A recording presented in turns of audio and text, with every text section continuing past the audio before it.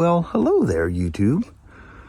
Welcome to a shockingly cool 51 degree Tuesday, the 1st of August. We've done tossed off another month and beginning a new one. Man, oh man. This month and next month, gonna have some cool things coming your way.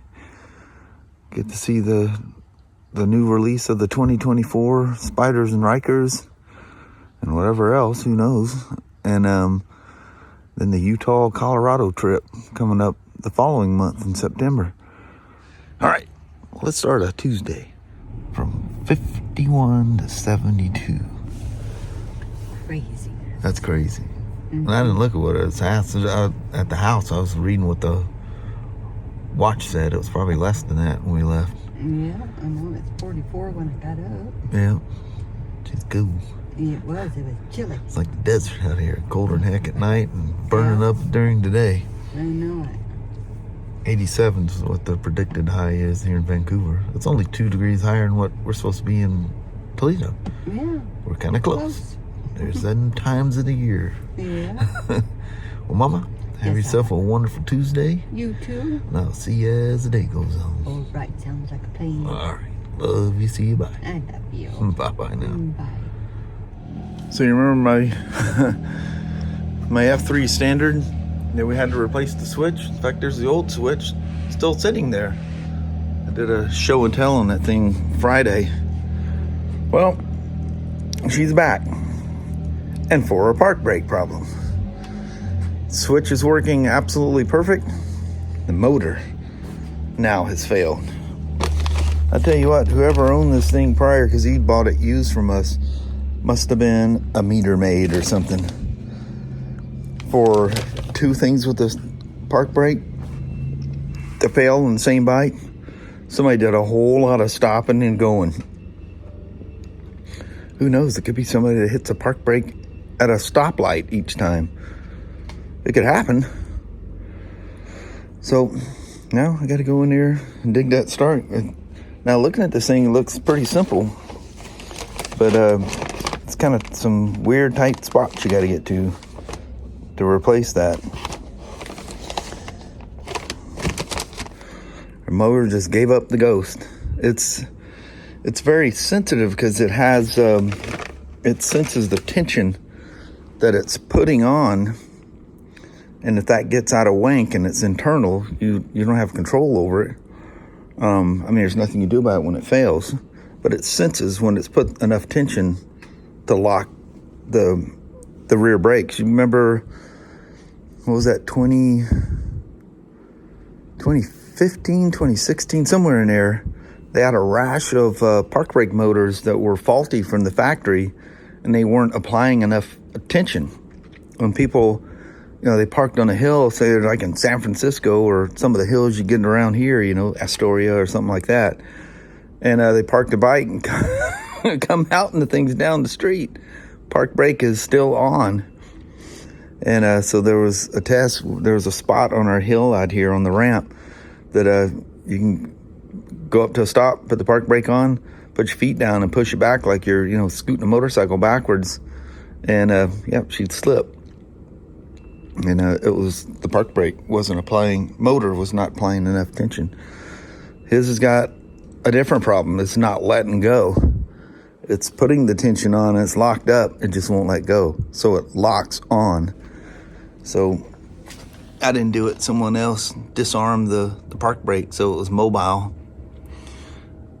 But unless you're carrying tire chocks with you, if you have an SE, you have no park brake whatsoever when that park brake's not on. Because and still people come to a stop and leave them in gear because, well, just in case the park brake doesn't hold, I don't want it to roll away. So I got to always show them, start it up, put it in first gear, shut the thing off, which is bad because when you start it again, it forces a dry shift. The oil's not flowing through the whole HCM thing. It has its own oil pumps and everything. When it's not running, there's oil not flowing through there. Never park an SE5 or an SE6 in gear because I mean, it forces a shift. Not good on them. But anyway, I have to do a demonstration and show them it rolls only slightly less or freely. It has a little bit of resistance, but I can push it and roll it across the floor in gear. The centrifugal clutch, it opens that clutch pack all the way. So don't park them in gear if you have an SE 5 or 6, because that's not stopping it from rolling. If you got a manual shift, obviously that'll do it. Anyway, let's get a park brake motor put in this thing. All right. Let's take this old F3 standard for a quickie around the block here. Hit the park brake about 512 times and see how it all works out. Got notification that it's on. There she is right off.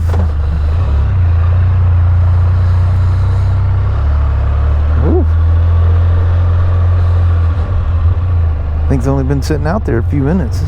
Boy, this thing, man, the dust around here, and I think there's some dust from some forest fires somewhere around that's landing out here, but yeah, this boy's gonna need a spray down.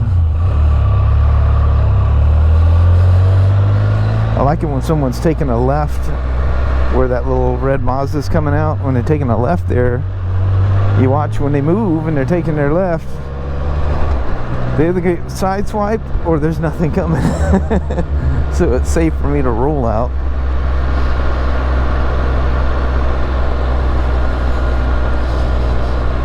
I do like just a bare bones old F3. I prefer them with no wind sail out front.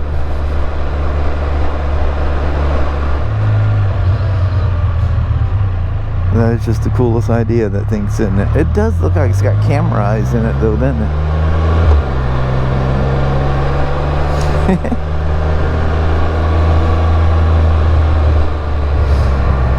Yeah, just a regular old F3. It's kind of like the Sportster of Spyders. But I guess you can get a Riker for that though, can you?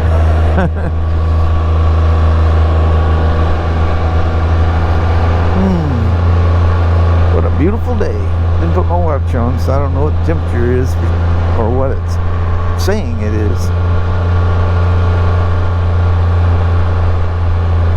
So Tim has almost been double booked.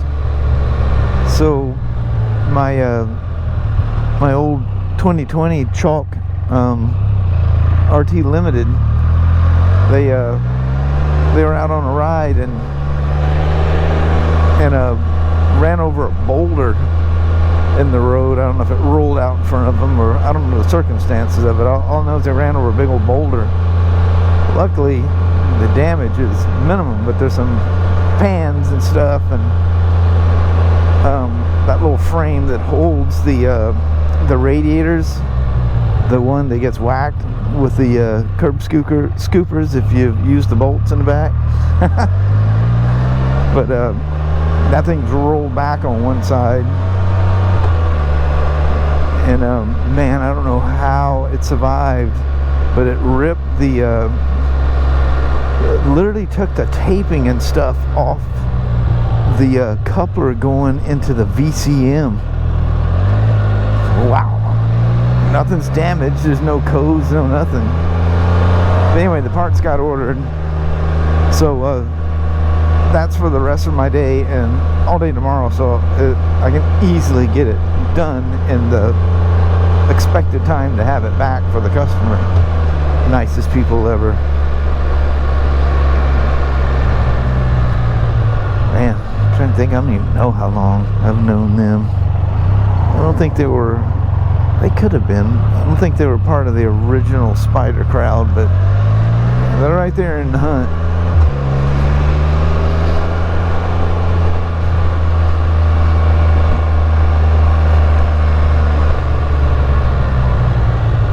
That's lovely. I don't want to mention numbers or anything, but he's well up there age-wise. Doesn't look it, doesn't act it. He gets out there and rides that Spyder around, man. You gotta love it. Peeking around for my boy. The last time I bumped into him, it looked like he was out there working on something. I like seeing that Harley out of the cover. It means he's out there riding it. That's a bummer. He's had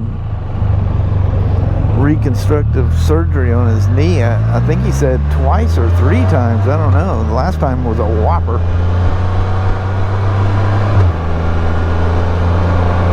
Things happen in life. I'm glad this guy's super tall because I don't see anything out of them mirrors. All I see is the switch clusters on each side.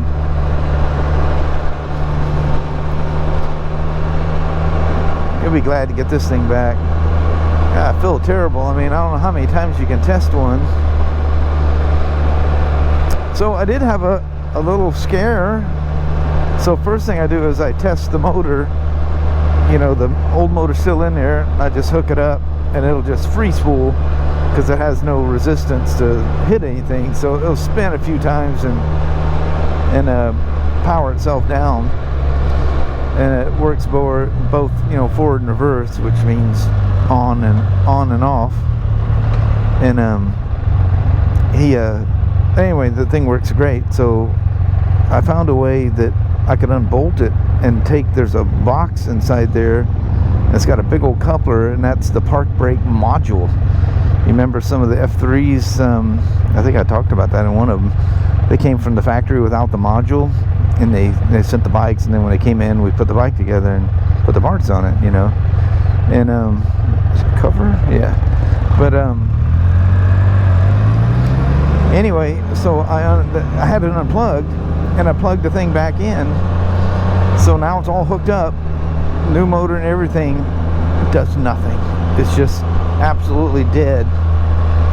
So I quickly threw the buds cord to it and scanned the bike, and says it doesn't see the park brake module.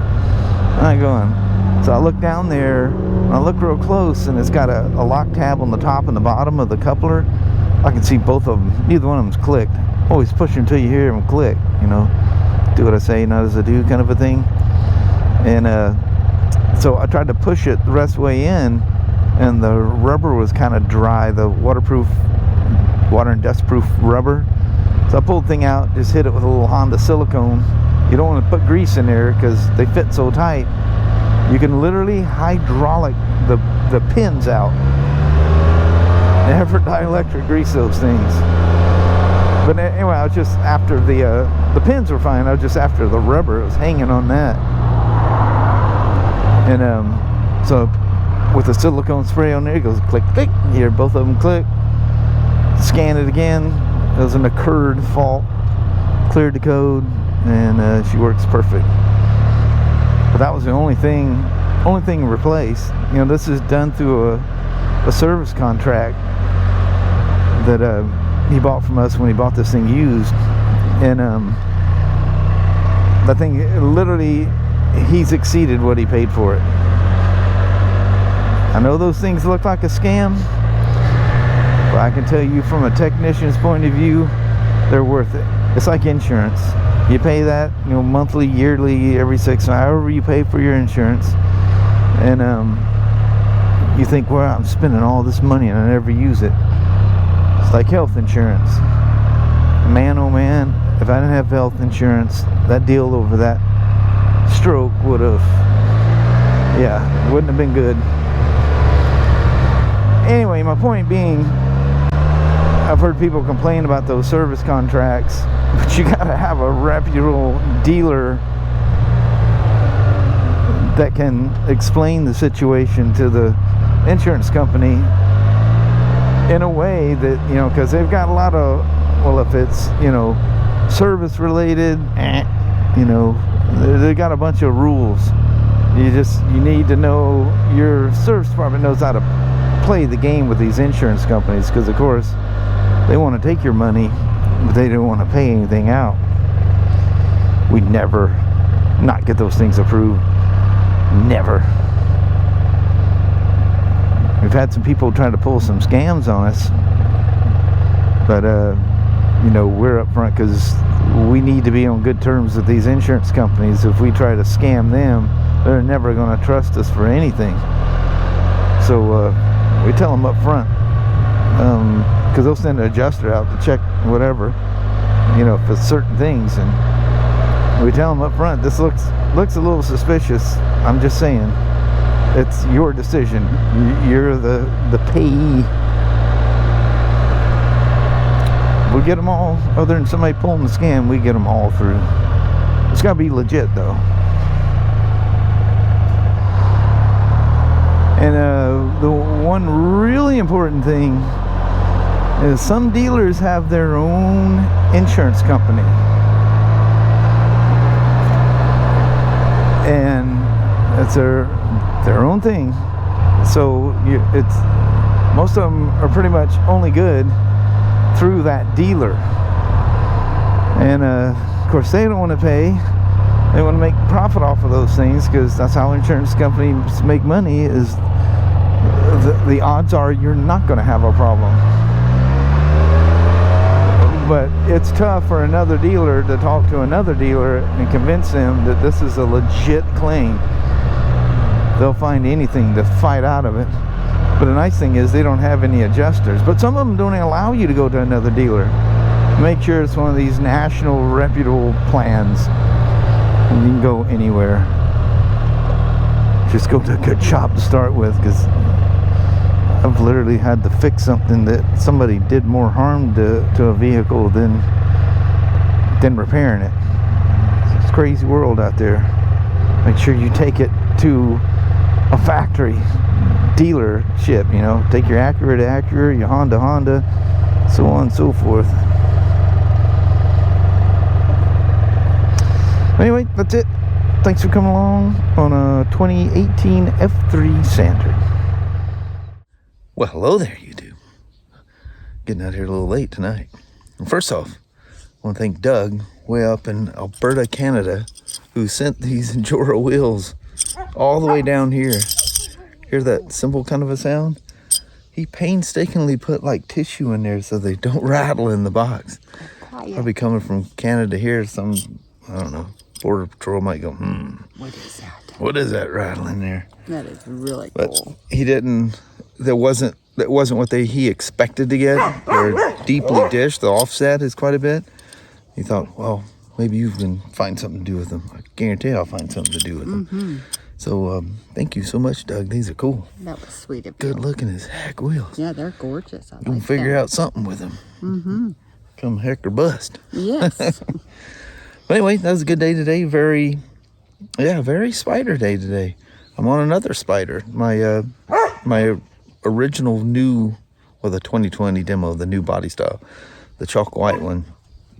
I think I discussed that in the ride. But anyway, that'll be my tomorrow project. And I did a recall on the BMW, so I did that as well. So it was Beamer and Spyder. Actually, kind of almost a 50-50 day today.